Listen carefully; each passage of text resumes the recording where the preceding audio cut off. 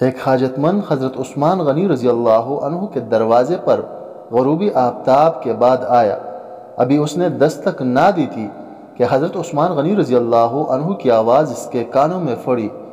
وہ اپنی اہلیہ سے شکایت کر رہے تھے کہ چراغ کی بتی موٹی ہے جو تیل زیادہ استعمال کرنے کا سبب بن رہی ہے۔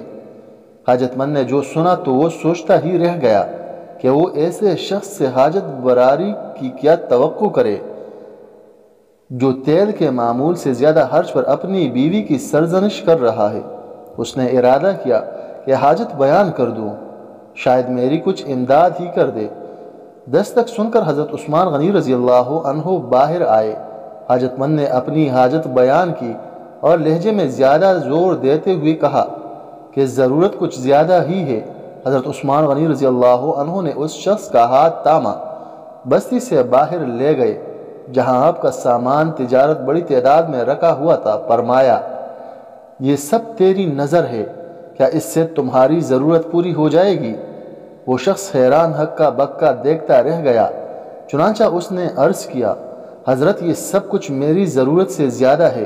امیر المومنین نے فرمایا، مجھے خوشی ہے کہ یہ تمہاری ضرورت سے کم نہیں۔ اس شخص نے کہا، اے حضرت، ایک بات بتائیے، چراغ کی بتی قدرے موٹی ہو جانے پر آپ اپنی زوجہ محترمہ کی سرزنش کر رہے تھے، حالانکہ چراغ اس قدر روشنی رکھنے میں شاید صرف 1 درہم کا تیل استعمال نہ ہوتا، وہ تو آپ کو گوارا نہ ہو، اور یہاں ہزاروں کا سامان مجھے بلا تأمل دے رہے ہیں۔ تب آپ نے فرمایا، بھائی چراغ میں تیل کا زیادہ اسراف ہے، اور زیادہ اسراف اللہ کو پسند نہیں، اور مجھے اللہ کے حضور اپنے اعمال کی فکر رہتی ہے۔ یہاں مجھے فکر اعمال لاحق ہے، اس لیے میں نے سرزنش کی۔ سامان تمہیں اللہ کی خوشنودی کے لیے صدقہ دیا ہے، اس پر اجر کی امید ہے اور وہاں پر حساب کا ہو۔